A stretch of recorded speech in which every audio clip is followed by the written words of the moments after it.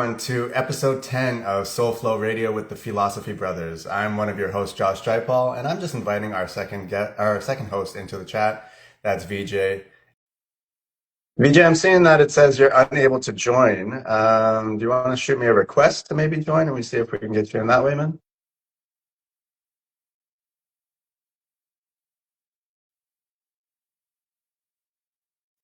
I want to thank everyone who has tuned in. We're on episode 10 already, and your support goes such a long way.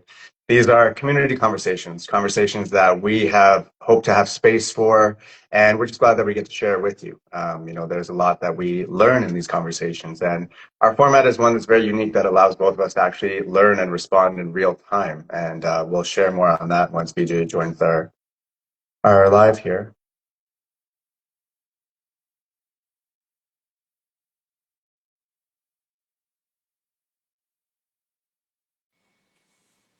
Hey, bro. Hey, bro, are we on? Yes, we are. Okay, great. Yeah, Awesome. technical glitches. I moved in this time instead of being in the gazebo, just maybe stronger signal. We'll see. Okay, yeah, let's give that a Yeah. shot. Well, episode 10, man. Can you believe we're already hitting the double digits? Yeah, man, I love it. I love it. I feel so blessed. I was actually, while I was making the graphic for it, I was like, we're at 10 already. So good. Super Look, exciting. I'm so glad to looking be on this good. journey with you, man. Yeah, likewise, brother. Looking good. You look like you're in an office somewhere or something. It's actually our bedroom. Okay. Cleaned it up real nice, so it actually is like kind of multi-purpose. I got like kind of gym. I have a few tiles where I do like gym stuff there, and then on a few tiles there's the desk. So really making it work as a multi-purpose space. So feeling at home out here in Costa Rica, man. Love it, brother. In fact, the Yeah. fact that you're working from your bedroom is sort of tied into what I want to bring up tomorrow. And for everyone signing in, just so you know, the way we do this is neither Joshua or I have any idea what we're going to bring up each week. We all sort of, we both of us sort of like sit with questions and stuff that we feel is alive in the ether, and we want to talk about, and we just share it so that our responses are very organic and real, and soul flow, right? Whatever's flowing from the soul. So yeah, without much ado, do you feel like getting into it, brother? Do you want to share what's up for you this week? I think I shared first last time, so I would love to flip it over to you, and if you'd like to kick us off for today. Yeah, okay. What's coming up for me is around me, there's a lot of this. In fact, it has been this way for a few years. A lot of people around me are very tired of working in the corporate world, and this is a really great conversation and question to ask you and Suki as well, uh, because I know you come from this, that people are unhappy in their corporate 9 to 5 jobs. People have different ways of defining what corporate means, and they look at somebody like me who I've just decided to work in at my own business and kind of do what makes me feel good and work from my bedroom or work from my gazebo or whatever. Um, and the narrative, at least in their mind, when they look at me, is that it's better somehow in my shoes.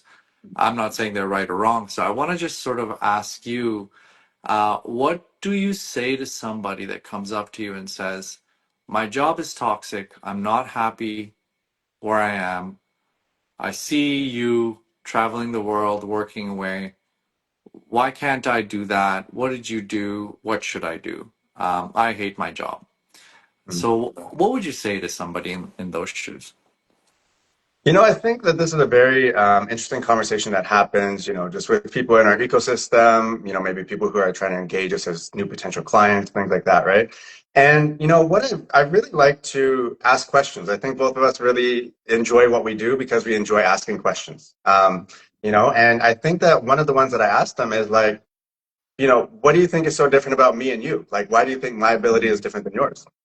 Right? Mm-hmm. Because sometimes, like a lot of things, whether it's an emotional thing or a goal like moving out of a corporate setting, I find that we often have these sort of loops that we go on in our mind.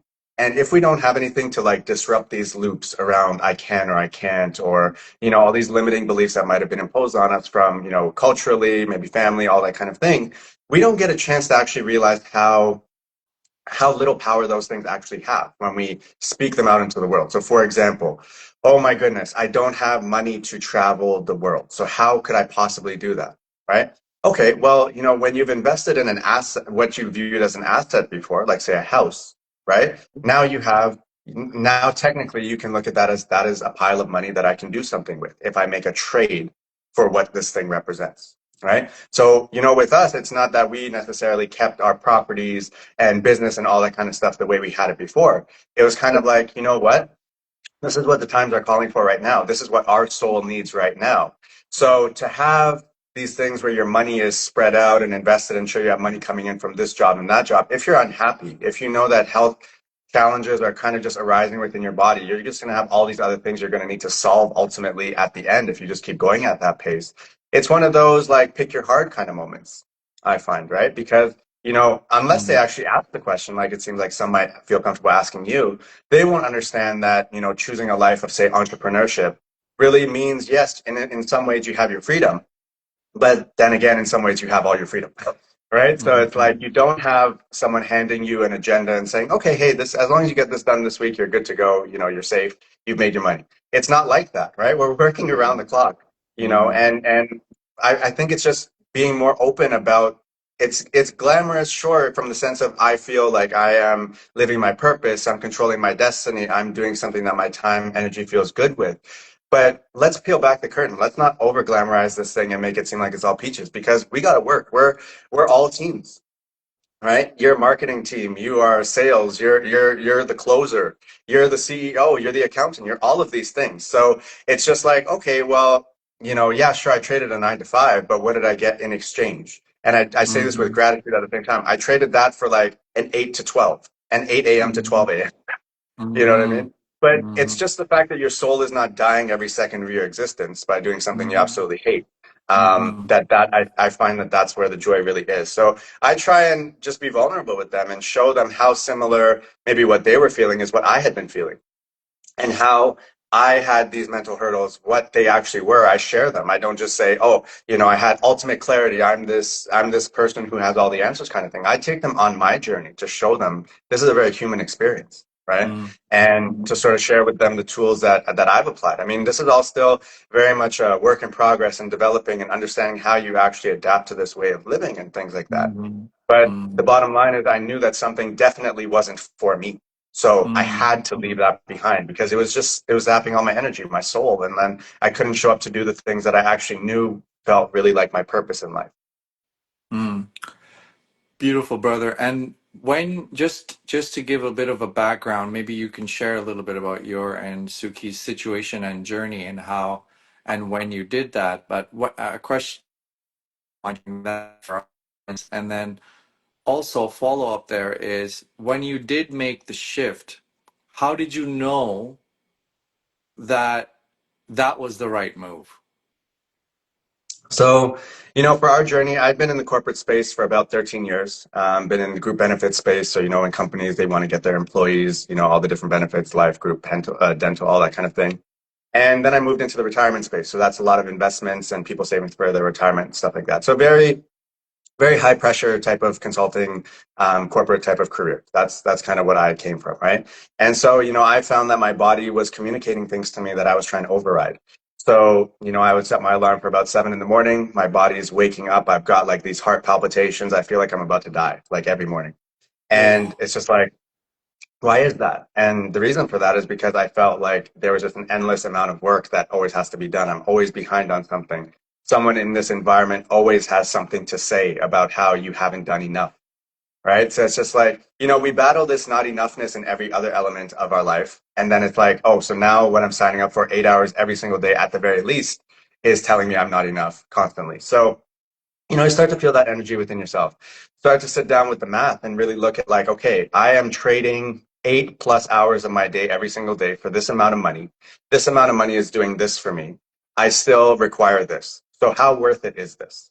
Right. Mhm, And so it's like, I had to like be real about it. It's like, if I only have 24 hours in the day, I'm limited based on this structure of how much I can actually make in terms of abundance to support my life. Right. So it's just like I have to switch something because like everyone, I was facing like these insane cost of living increases that are just happening at a rate that's far exponential compared to what your earnings are going to increase by, right? Especially if they're only doing what most companies do, which is just a cost of living adjustment, right? Yeah. So, seeing that, understanding the energy that both of us were bringing into the space, because, Suki was working her own 9 to 5 with the school board until into 2022. And so, it was just spotting all of this misalignment within these environments we were occupying, right? You're trying to communicate these things that are going to bring value and clarity and better structure and support to the whole team, not just yourself within these environments, both of us included. And it's just not being received. So it's kind of like, okay, are there things at play here that are intentionally trying to keep this thing in a state of disharmony? Right? And Mm, so that's what it seemed for both of us in our environments. But we got her out first.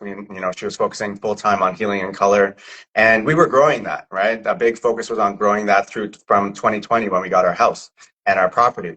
And so just understanding the nature, the evolving nature of how people are interacting with the business, because not having cash flow means that you don't have money for anything really outside of your trying to just survive, right? So people don't have necessarily the funds and the time and all of that to engage with these types of services. So you're evaluating everything that you're giving your energy to and thinking like, okay, what's actually supporting me in what I'm trying to do? And so, we had the conversations, they were kind of happening, but I was very resistant because I was like, no, like safety, security, this is what I've known my whole life. We need to stick with this, right? And ride it out. And, mhm, her intuition was really firing in a great way, saying like, no, like we got to make some type of move here. Like we got to step back and really look at it.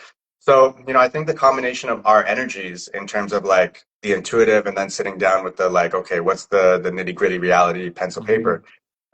I think both of those came together and said, you know what, a different way forward has to be it. mm, Now, we knew we wanted to travel, and we were saying, okay, you know what, so and so over here who we thought had 50 years more on their life, they're just falling dead right now. So, we really took the opportunity to say, hey, we've grinded really hard in life.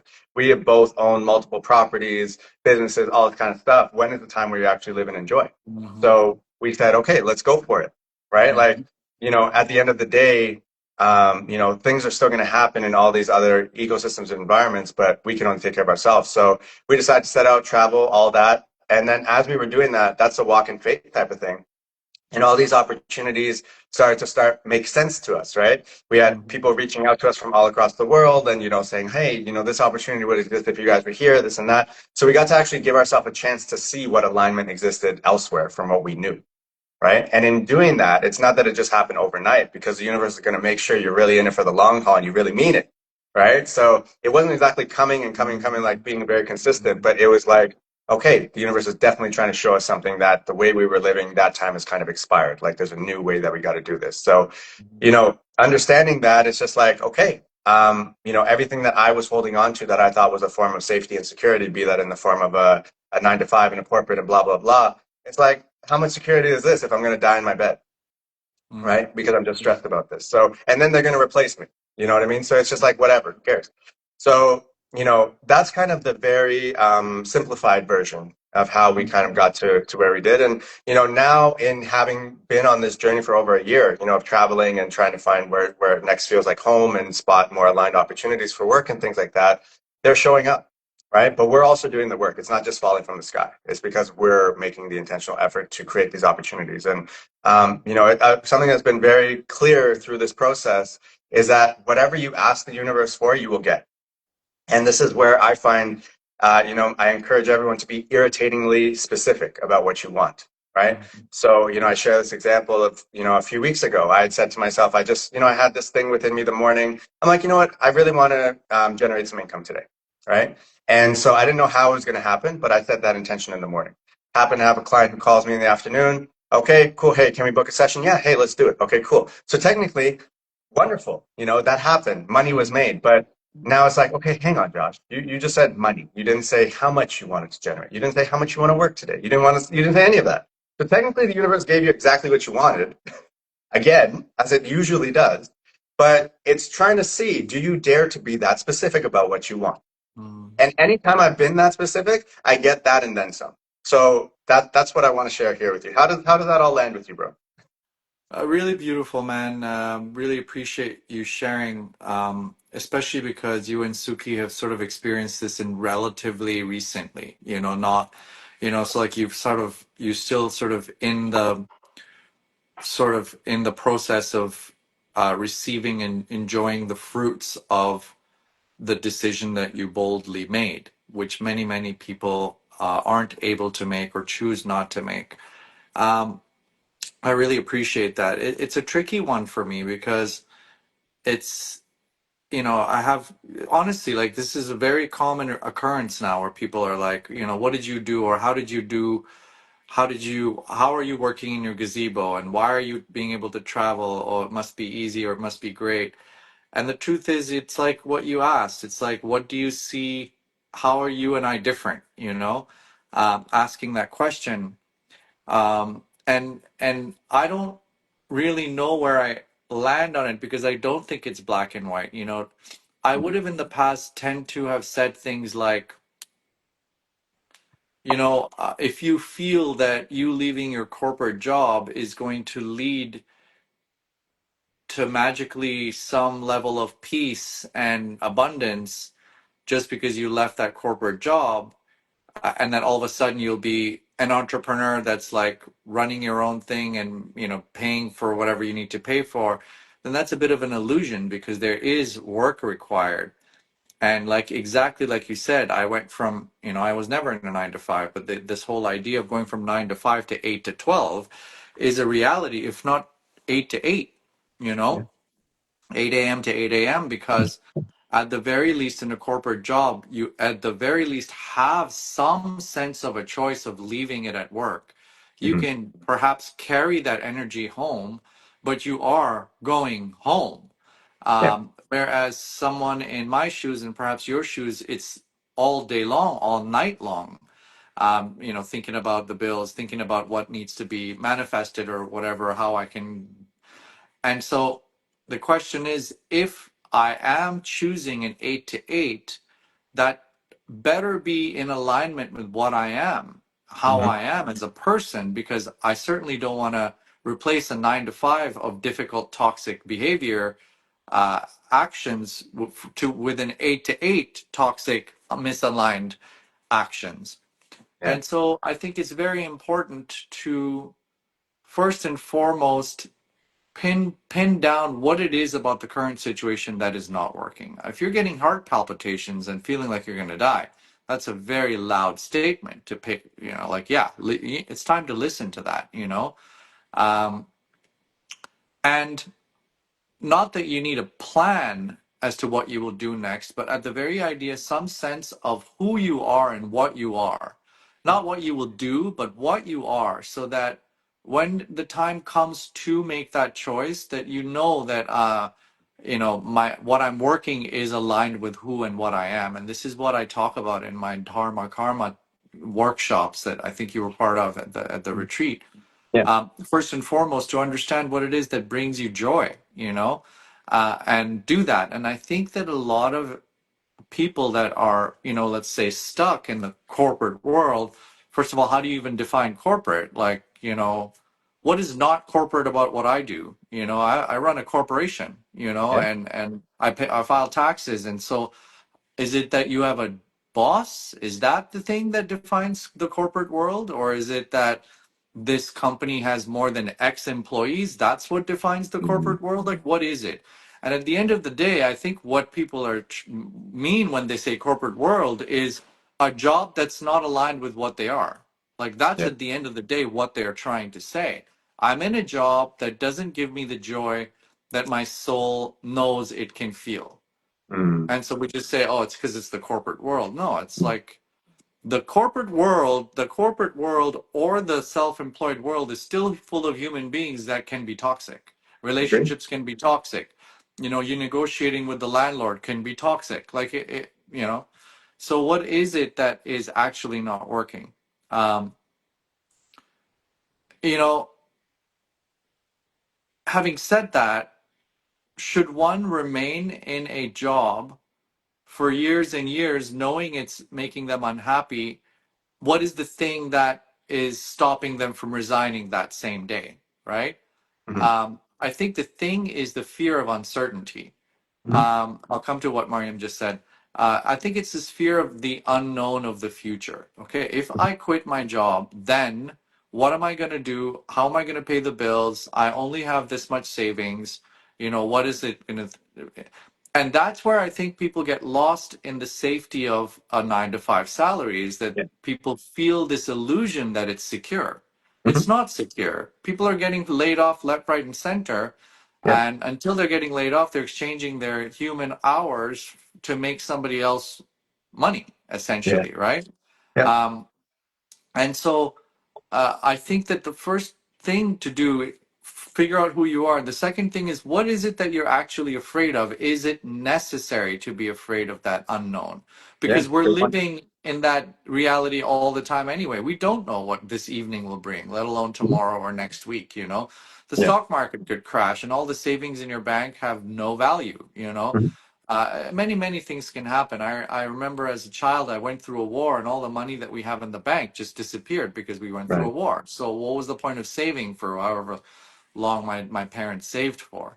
Mhm. And so it's this idea of leaning into the unknown and trusting that there is some sort of orchestration divinely that's going to keep things going. Having Mhm. said that, it's not quitting and then sitting on your ass on the couch. It's like every day there's work, there's work, there's work. Yeah. Mariam says, I think what 8 to 8 gives you is that you use your own power, judgment, and decision to work. We're all here to work, but what we do makes a big difference in all aspects of life. I think there's truth to that. I think, like, yes, I do use my own power, judgment, and decision to work. Just be careful to not mix that with abundance or that's the right way. Because Yeah.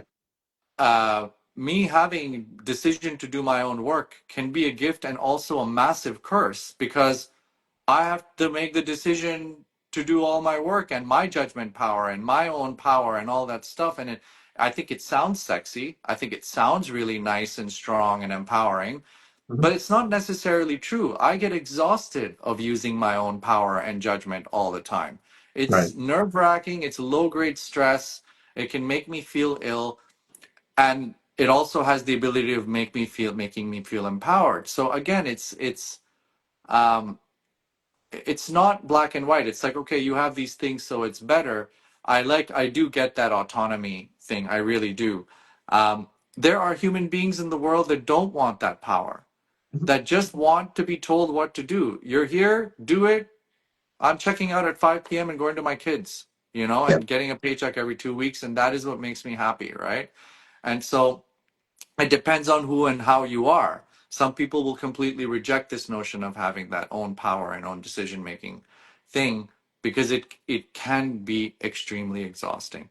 So Definitely. lean into the fear. I would say lean into the fear. Specify what is the fear that you are. What is it that's actually making you not quit? Let's just say, and what is it that's making you quit? Like, Mm. what is it really? Is it just the fact that the environment is toxic? Well, if you think the environment is toxic, what about the new environment you want to manifest is not toxic?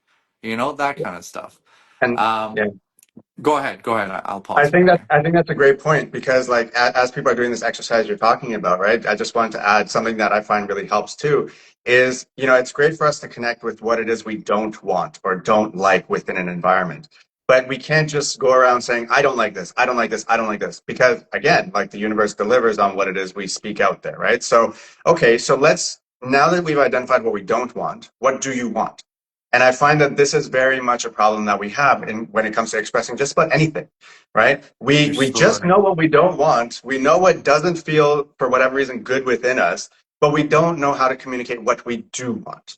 So I think that the work really comes in us figuring out, connecting with what it is that we do want. So instead of saying, I want an environment where my boss doesn't suck. Okay, well, why does your boss suck? Okay, so now let's reframe that. I would like to work with a boss who provides me with this, this, and this, and has the emotional intelligence of this, this, and this, so that we can work together, collaborate, blah, blah, blah.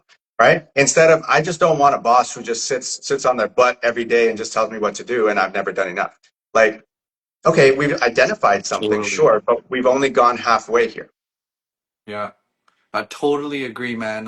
This is so all too common is that here's my list of things that aren't not working right now. And what is it that will work is very vague.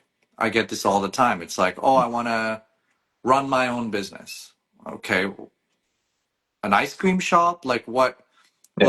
What do you want to run? What do you mean by run your own business? You know, um, and like what about that is different than you coming here or whatever it is, you know? And I happen to be in the quote unquote spiritual community, so and I see hundreds of new yoga teacher training students come out of the yoga thing and like I want to make money in yoga or I want to be a yoga teacher, and I see this all too often. Or healing, whatever, right? It's like, yeah, I think it's beautiful to be in service. I really, really do. But you're not going to be in service much longer, much for long, if you're not able to convert that energy into, you know, feeding yourself, right? And so being very specific and at the same time detached from that picture. So like being very specific about like, I want to do this within the first 6 months. I want to have, you know, I'm going to have this much money saved up. I'm going to have these many leads to whatever property I want to get or business I want to acquire or business partners I want to attract or whatever. And then these are the things that I want to do. And a lot of times I think people are not doing that because that's a skill, bro. Mhm. That's a skill. It's Yeah. a deep skill set that a human being needs to have in order to step into the self entrepreneurship and entrepreneurship world. It doesn't opportunities manifest all the time, but it's a skill to recognize an opportunity and to go in to that opportunity. You Yeah. know, right. Again, I see this all the time. Is like the opportunity comes by, and then our judgments about that or our narratives about that thing, we close the door without even realizing that was a door. You Yeah. know, the universe was knocking on your door, but because of your own narratives, you've blocked it off, you know? Yeah. And True. so I think there's a lot of self introspection that's needed. Um, in this space, a dear friend of mine is taking a sabbatical, a leave of absence from work because she's really, really miserable, and she's got 3 months of sabbatical, and she knows she wants to quit the job. And I'm nudging her, okay, use these 3 months to put to shape what it is that you do want, Yeah. instead of spending now it's been a month going around saying what you hate about your existing job. So what is it that you do want to manifest, and what does that look like? Yeah. I think that's really kind of all I wanted to say. I don't think it's black and white. I don't think it's easy for anybody who's in the shoes to just flippantly make a decision and move or not move. I'm not saying it's easy. I just have a lot of compassion for this situation.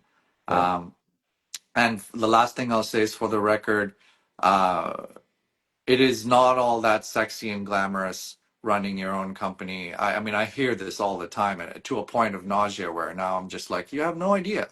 You have Yeah. no idea how difficult it is. You're just sitting where you are thinking that life is easier for me. Yeah. But I made a choice long time ago and I've worked really, really hard and I'm still going through a lot of stress, you know? Uh, so yeah, that's what I'm saying. I appreciate that, man, and thank you for being open and vulnerable about that because you're right. It is often something that people kind of look at you as like, oh, I guess you got it all figured out, right? And it's almost like this disdain for like, huh, Yeah. you made a choice for you? Okay, huh. Screw Uh, you then.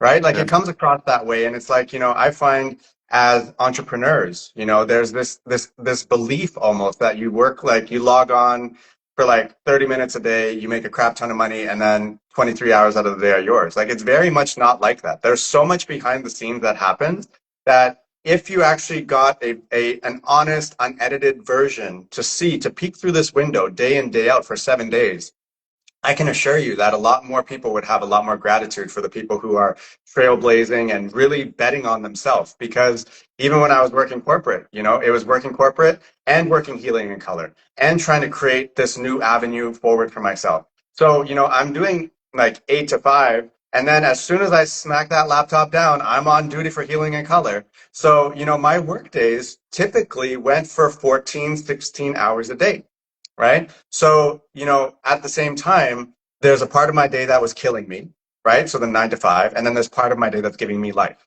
which is Mm, afterwards. right? In what mm, I'm giving to the vision that we have for ourselves. So, mm, you know, I find you gotta like it's almost you almost have to put yourself in a bit of a pressure cooker situation to see how much you're capable of for a brief period of time. Like managing, like it's not that I just said, okay, screw corporate now. It's like, no, there was something incubating for years. Like we've been working on this mm. for years as a path out Yeah, of this. It didn't just happen, right? yeah. And so, you know, I think that's very important for people to understand. So you get an idea of what this actual realistic Mm, grind feels like, mm, right? mm, But it feels different. It mm, doesn't feel like work in the same way because, you know, as that saying goes, you know, do what you love and you never work a day in your life, right? mhm. So that's what I feel happens. And, you know, you spoke to the idea of corporate and what does that really mean for people? What are they trying to hint at, right? And to me, what I've identified as what was so out of alignment with those spaces is when you think about a corporation and what a corporation is even defined as, right? That's basically a structure that exists for the sake of legal reasons as an entity, as an Yeah, individual, yeah. where everyone who has said, I'm part of this, needs to give all of their energy to maximizing shareholder value. Mm, That is what a corporation is. Everyone working to maximize corporate share value, mhm, right? So, you know, oftentimes you know, we're doing things that are often out of alignment with what our spirit is telling us, whether that's from an ethical perspective, from what we're selling, all of these different things. A lot of these things were very much at play for me, which spoke to why I needed to leave, right? But we have to understand, like, what are we signing when we sign that contract that says, hey, you're going to get 100K for the year, right? mm, What is it saying? What is it saying you can do what you can't do? Because oftentimes it's like a sports contract. We see, oh, so and so signed a 4 year 285. Okay, but there's a lot of strings that come with that 285. Right? Like mhm, it's not just freedom. Someone just handing you money and go be who you want to be. It's not. This is an exchange. Now you're going to be who I want you to be. Right? So that's what I find is really speaking to us. We're understanding that a lot of our time, a third of our life at the least, based on a typical working day schedule, is being given to something that you just need money from it. It doesn't matter what it really is. So we accept, okay, every day I'm kind of doing a whatever thing for like 8 hours, right? And mhm, there's nothing to me that I've seen that kills a human spirit more than to do something that they know is totally not for them and to mhm, keep showing up for it. So, you know, mhm, that's kind of something I just wanted to share there, mhm. man. Because, you know, I think Yeah, that that's important for us to connect the dots, you know. I appreciate that. And a really tangible thing that you said earlier on in this share um, is for those in this situation, there needs to maybe be a period of time where you're doing both, where you're doing the quote 9 to 5, let's call it, and then from 5 p.m. onwards, you're feeding your quote unquote dreams, right? And because that's actually the reality of running your own business. It's from 9 to whenever you go to sleep, right?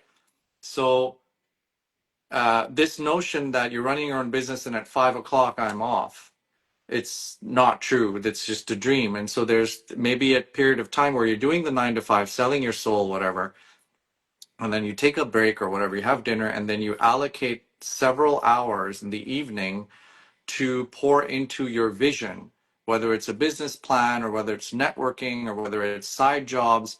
So you really get a sense of what it is that you're wanting to enter and then wait for the opportunities and manifestations that the universe bring through those hours. So what does Mhm. that mean? That may mean not as much gym time. That may mean not as much tennis time. That may mean not as much social time, you know? And that's what's needed. That is what's needed is like there's this grind period. The grind period will never end, but there is this period where, you know, you have to make these actions to sort of feel things out. So I really like that. And I will say one thing is that I think, you know, not to dive too much into this, but I think AI has naturally evolved in order for human beings to utilize that technology to perhaps leave a 9 to 5 corporation the way you described it. Maybe, I mean, I, for one, am seeing the benefits of it, and it's increasing the amount of tasks that I can accomplish for my company in a day. Right. Because I'm trying my best to utilize it in the most intelligent, effective way. And so I feel like those of who will take advantage of it, just I want to say you have a tool that will help you when you do choose to leave that toxic environment. Yeah. Utilize it in the right way, in a healthy way. I think that's those of us who will do that will find it easier to Yeah. move away from that, dead space from 9 to 5, right? If you're that personality, but again, you might be the type of person that simply wants to go at 9 o'clock, and whatever the boss says, toxic or not, rolls off your shoulder. You're fine. You're that enlightened. You're fine, and you just go home at 5 o'clock, and you don't care because you know you've done what you wanted to do, and maybe you're just that zen, Yeah. and that's wonderful. Um, so that is an option, to zen yourself to a point where you're just like not bothered, and then you have your evenings and you have your whatever, right? You're still Right. dealing with the fear of uncertainty. Okay, beating that like a dead horse. I, Do you want to I share just, anything else about yeah, that, or? I have a couple things that came to mind. I just thought they might be impactful for this. So I actually saw a recent meme around smoking and working in corporate, right? And what they said is like, sure, smoking one cigarette takes 10 minutes off your life, right? But showing up to a corporate job that you hate takes 8 hours of your life every day. So I thought Yeah. that that was like that was a really great way that really resonated with me. Something you said to the effect of AI, right? I've seen a lot of course, we are all worried about, oh my gosh, AI replacing me, how will I generate income, all these different things, right? Very human concern at the moment. But a quote that really hammered things home for me was that it's not AI that's going to replace people. It's people who know how to use AI to replace people, right? Absolutely. That's what it's about. So, what I like about AI is it feeds into what we were talking about before. It's like when you go to a chat GPT or whatever, what do you have to do? The quality of your result is based on the quality of your question and how Um, detailed you are. How yeah. well are you communicating what you need and want and expect out of this machine? Right? So it's like practice for real life. That's what I find AI allows us to do if we choose to use it as that kind of tool. And the third thing that I want to share, as you were saying about, people maybe if they're trying to explore what does life outside of this corporate life look like for me, something that I recommend, and I did this personally, so I can testify to how much this helped. I took a few days off from my corporate job, right? And I said, okay, Josh, okay, emulate this as if you quit. Now what? What's your perfect 24 hours? You were Mm, complaining. Now you have the time. What does it mm, look like? And are you going to do mm. it? Right? And I actually got with the pen and paper and it's like, all right, 8 to 9, I want to do Love this. And that. 9 to 10, I want to do this. And then I got to reflect as I got back to work after the days off. It's like, okay. Yeah, I'm really not, loving this spreadsheet that I'm doing. I would much rather be doing, 11:30, I said meditating. Okay, cool. Right? And I found that helped me to get far more specific to understand what am I actually looking for in an outside environment or what am I looking that I need to create for myself. Right? So I just want to share that because I think that builds really nicely onto what you were sharing earlier. I love it, man. I love that idea. Another tangible tip is take days off and like live it as if you have quit. What will you do? A lot of people will find they don't have the structure or the ability yet to develop the structure and discipline that's needed. Yeah. It's like it requires, this, man. It requires some serious ass discipline to be able to make a living running your own company. Yeah. It's, because you can just as easily, as Mariam said earlier, you have the power and the judgment. I can just as very easily sit on my ass on the couch and be like, not today, Yeah. which is wonderful. And also, every day I don't work, I'm not pouring into my dreams. Hmm. And so I think that's a very, very great tip, man. Take days off, and that day off, live it as what would you don't have a job now. What are you going to do?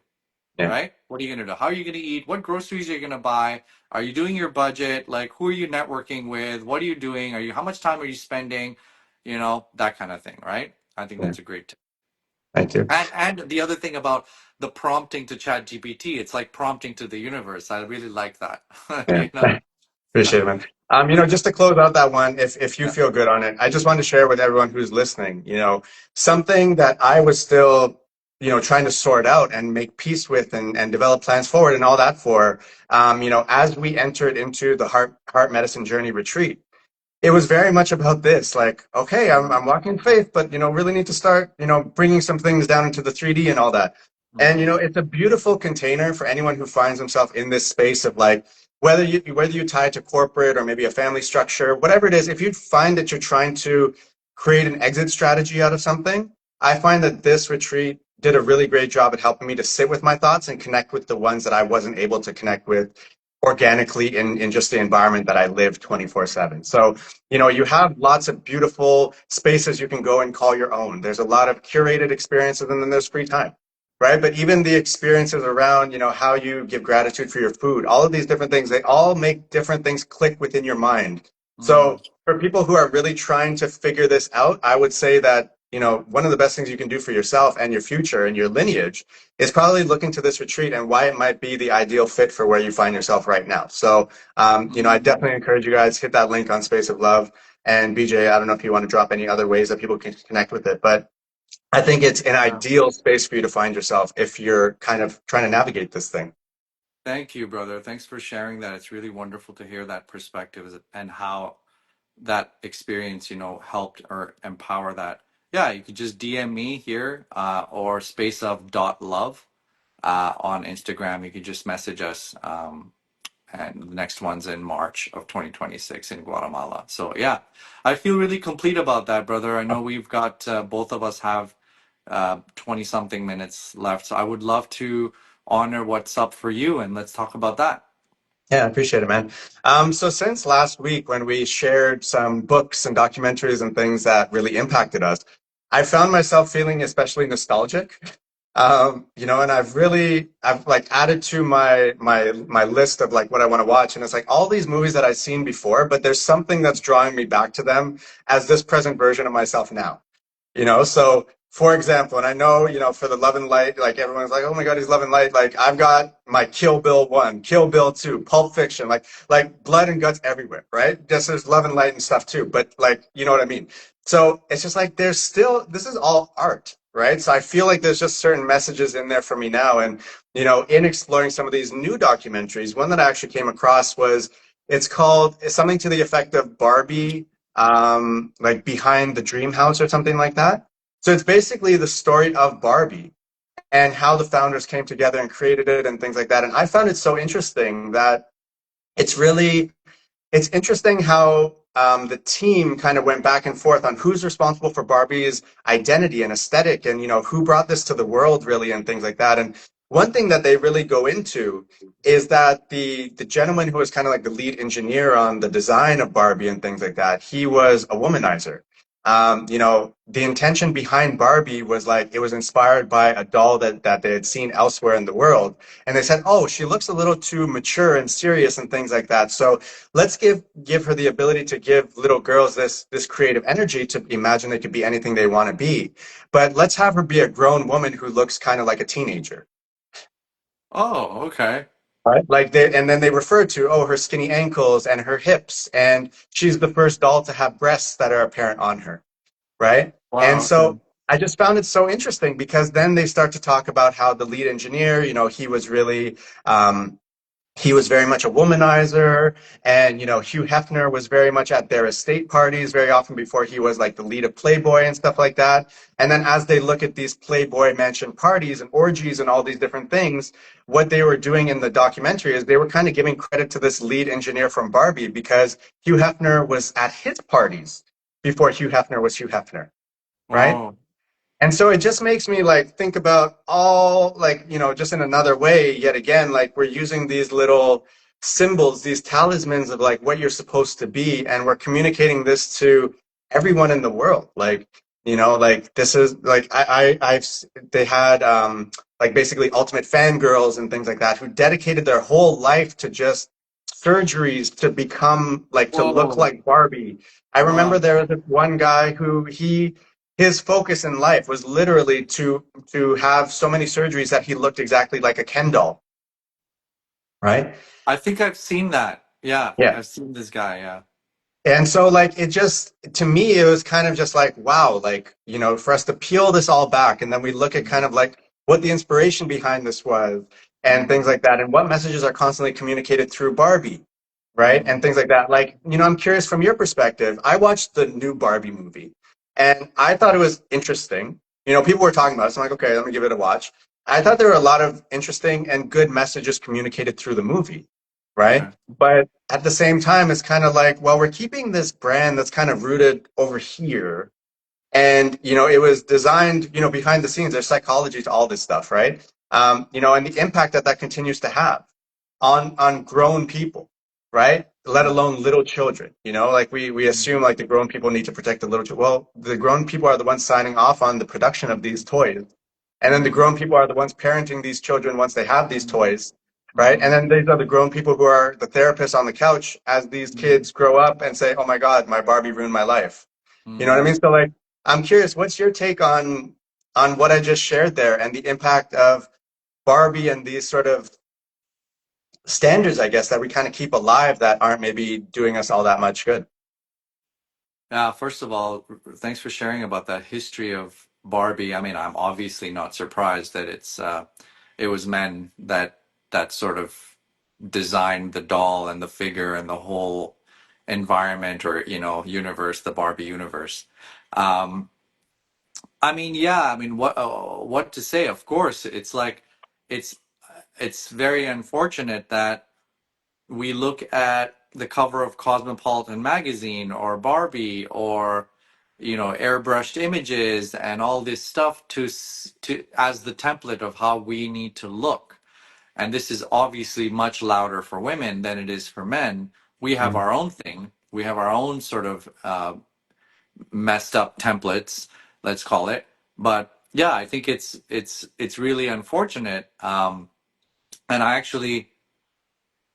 I don't know if this is true or not. Just from my experience, I've found women be more into replicating those templates than men actually asking them to. Of course, we have also been Mhm. brainwashed into thinking that, unless your body type is this, like Playboy, Playmate, month, June, or whatever, then Yeah. you're not attractive. There's been some programming there too, but I do also know this that, like, I think more women will gravitate towards a Cosmopolitan magazine cover to be like that than men will for Men's Health magazine because we have our own sort of things. Um, I think that at the end of the day, brother, it's about parenting. It's Mhm. like these types of media outlets, although they will change and they do change, and the pendulum swings from one end to another.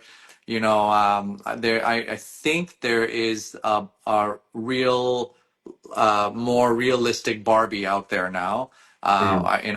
We might want to Google that, and I think that came from for the lack of another phrase, like the woke movement to sort of bring back, some sense of reality, and the pendulum has definitely swung in another extreme there as well, and that's just the nature of nature. But at the end of the day, these kinds of things are going to be out there, and as parents, tying back to what we were talking about last week, by the way, watch that episode if you're interested Mhm. about parenting and motherhood and all of that stuff. Um, it boils down to that. Like, are we as parents going to talk with our children about what they are inevitably seeing out there? Yeah. Are we going to have open conversations and be like, this is what you will see, this is what the narrative is, and here's what I feel, and I want you to choose for yourself.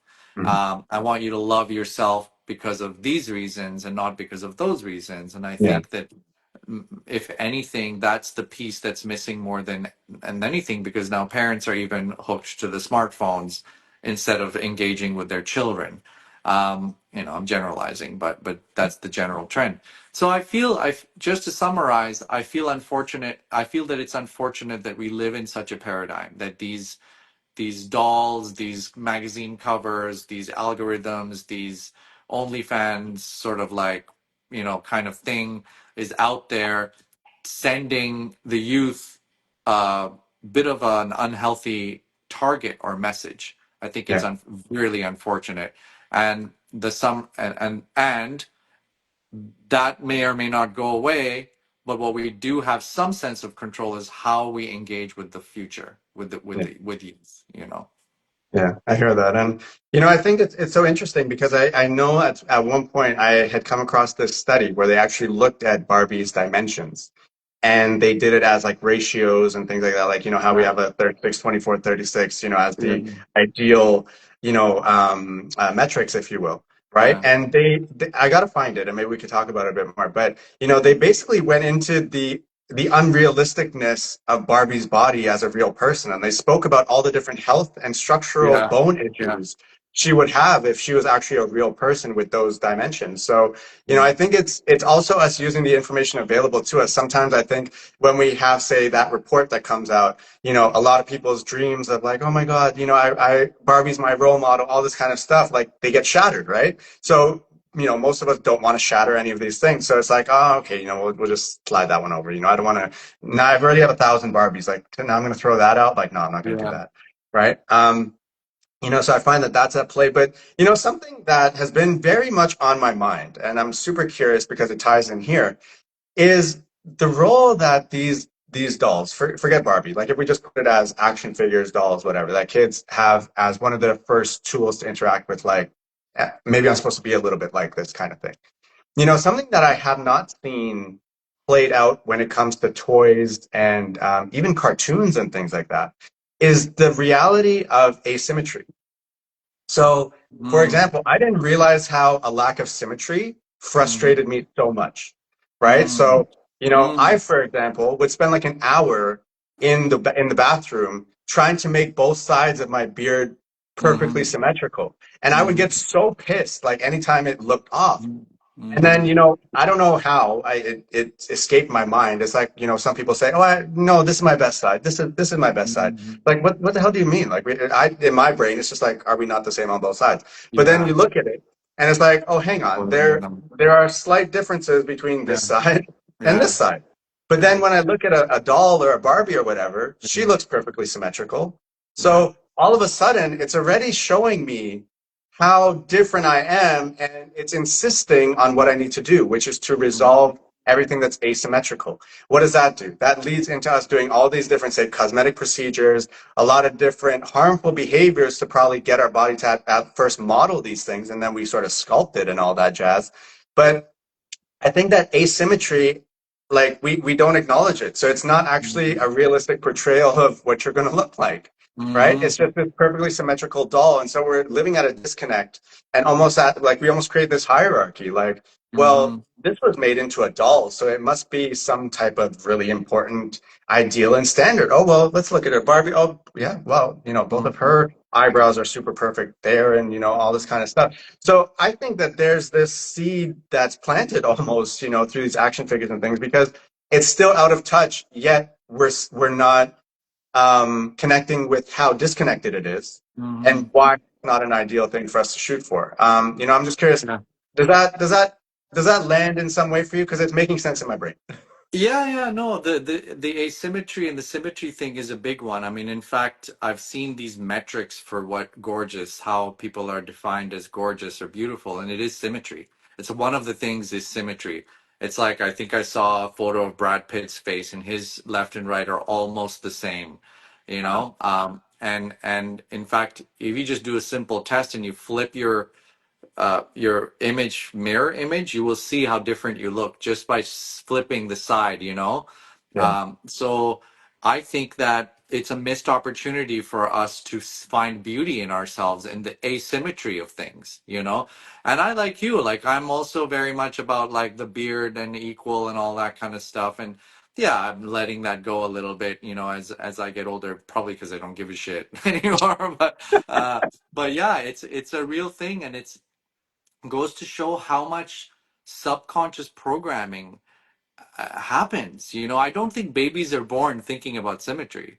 And I don't think so. I feel like somewhere along the lines where we're told about this and we're, yes, through dolls and through images and through cartoons and all of that stuff. And uh, having said that, it makes me wonder why we think Brad Pitt is gorgeous or whoever, like why we think, like what is it about our brains, that's a good question actually. What is it about our brains that looks at symmetry and goes, that's attractive? Is that programming or is that just instinctual? I wonder. Mhm. I'm Yeah. gonna have this chat with chat gpt and ask my And cousin just dialed in from India. Hi, Manavi. Yeah. Something interesting actually, and this came out of the benefits space. This was actually something I saw from Sun Life, I believe it was. And they were talking, no, hang on. It was, I think it was a piece around this. I looked at something from Sun Life before this, I think. And so essentially what I saw is that there was this, I think it was actually around India. And they were talking around how there are people who are so asymmetrical that they were treated basically as outcasts. And they were all sent to this one space where Really? they're Wow. basically removed from society because they're so asymmetrical. Whoa. So I want to dive deeper into that one, and I'll shoot you that over because I think it's a very interesting conversation Yeah. that we can open up around that. Yeah, Yeah, please share about that. That's very, very interesting to a point where they're segregated. Oh my yeah, goodness. Wow. yeah.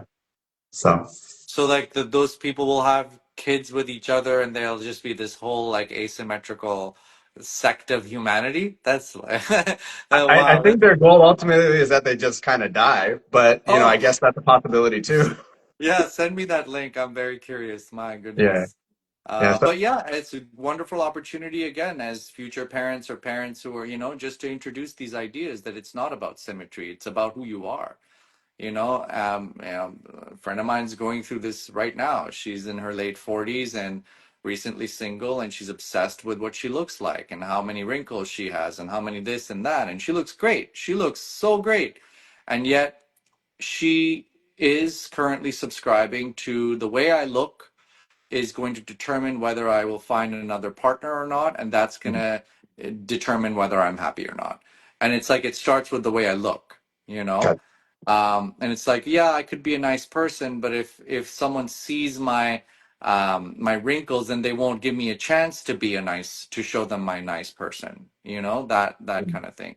Manu says also the new standard of beauty is changing as more mixed race than ever before in the whole new identifying pronouns of him, her interchanging with sex. Yeah, absolutely. It is very, Mhm. very, the field is absolutely changing. And I'm grateful for that. I'm grateful for there's new versions of the way we look, Yeah, coming around. I think it's much, much needed. And maybe if we come back after a few hundred years, we'll just all be one color. Wouldn't that be great? there you go.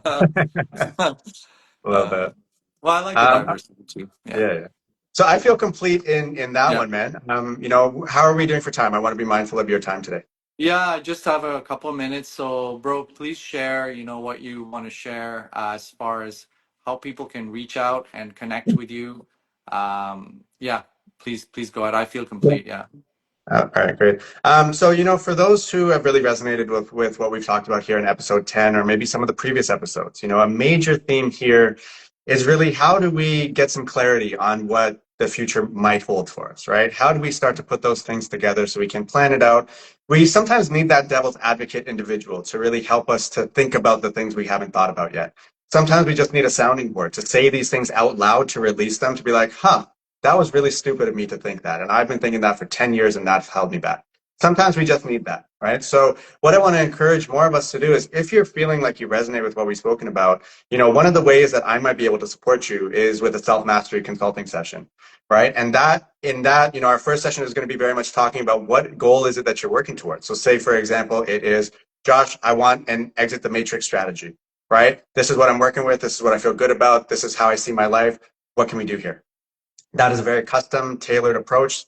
All of the things that I recommend and provide to you are blueprints for how you as an individual are going to succeed. So if you take that and you hand that to VJ, I'm not guaranteeing VJ's success with that. I'm not guaranteeing your success with that. But what I'm saying is based on everything you have been open enough to share with me right now, and everything that I've lived through, everyone I've worked with, all of these things, this is what I believe is a path forward that will likely lead to success and fulfillment for you. So, that we go from, business, career, communication, relationships, fitness, all of these different things, nothing is really off the table, right? Because it's a culmination of my lived experience, certifications, all that jazz. So reach out if you're curious about if that can support you. I'm pretty sure it probably can. Another thing you can do with me is, we're in Costa Rica right now. So if we are in the same geographic region, sound healing sessions are great. Reiki is also something you can come to me for. That can be done distance, but also in person. Another thing that I do is tarot card reading. So that is a tool that I use for us to really strengthen and build our intuition, because our intuition, our sense of discernment, all of that are very important more than ever. So I like to use those as tools for you.